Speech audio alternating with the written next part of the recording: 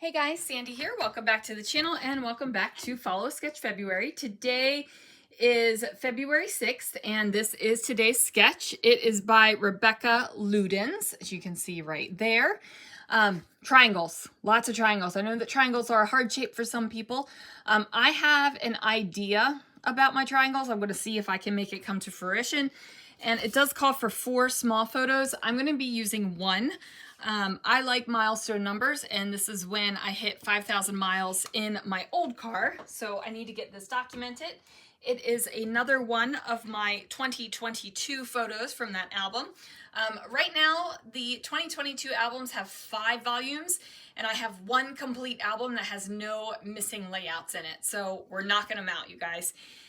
Anyway, I got my photos. I don't know what I'm using yet, so let's see what I can do. All right, guys, so I went ahead and cut a 4x4 square and then cut that into 2 triangles.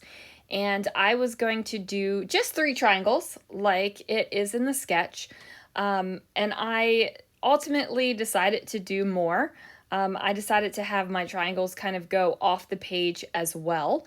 So I went ahead and just used a pencil and marked that through. Now my pencil lines are pretty dark. I really had no idea of how I was going to actually incorporate these triangles into the layout.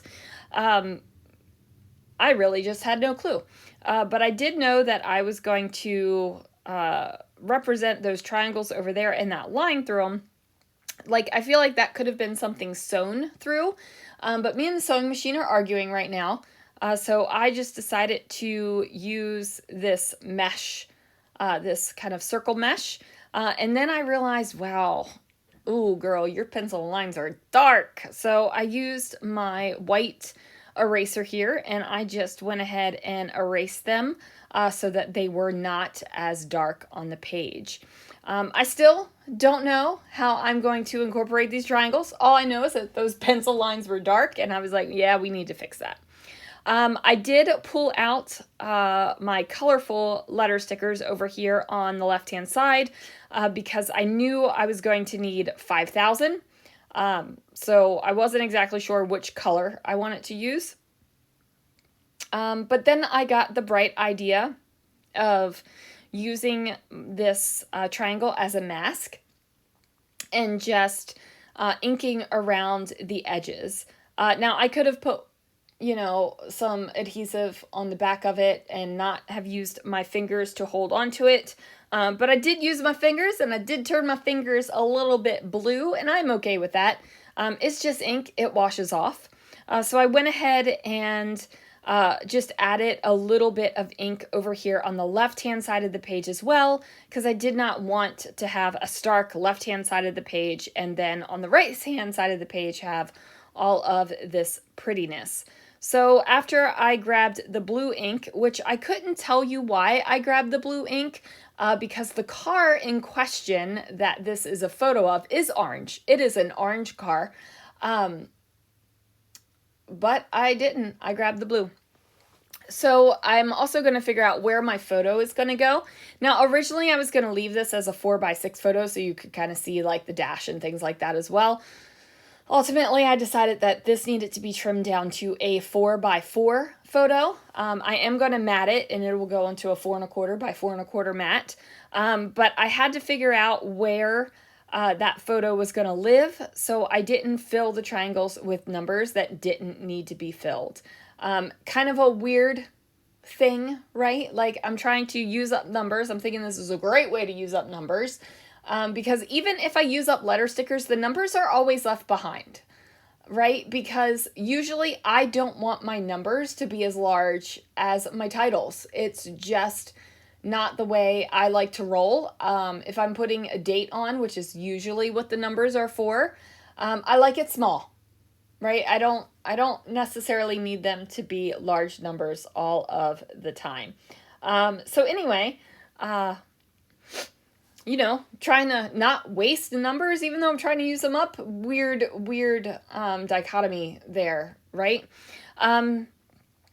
So I figure out where the photo is going to go. I'm going to stick it down on the layout.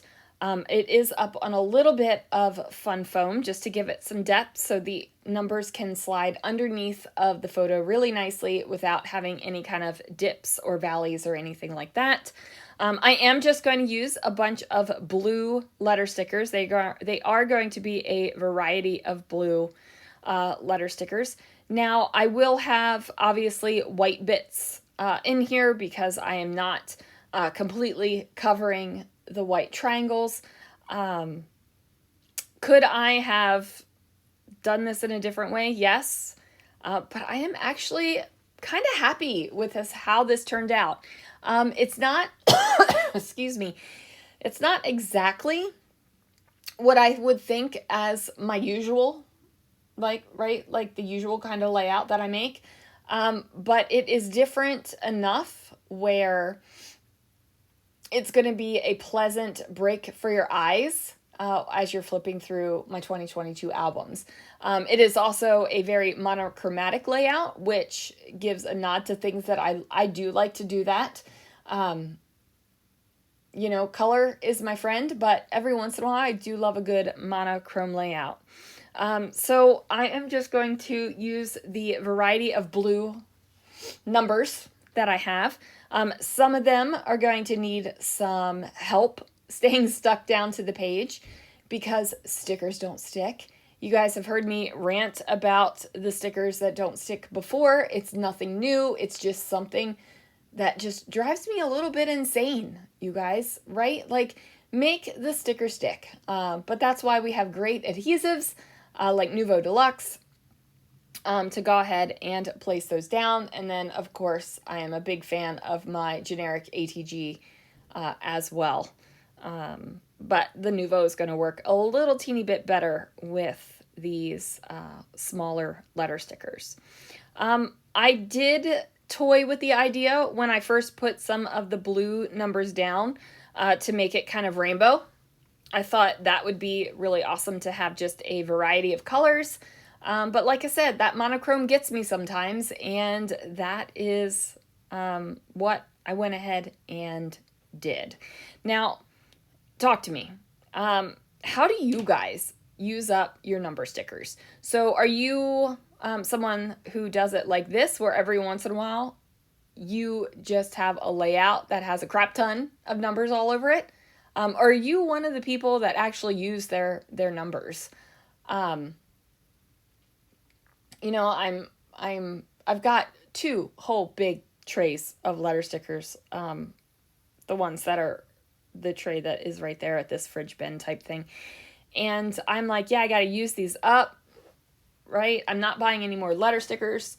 The only letter stickers I bought was for my December project, and I ended up not even really using them. So if I didn't buy them, it wouldn't have been a big deal. But I think it was $1, right? Like,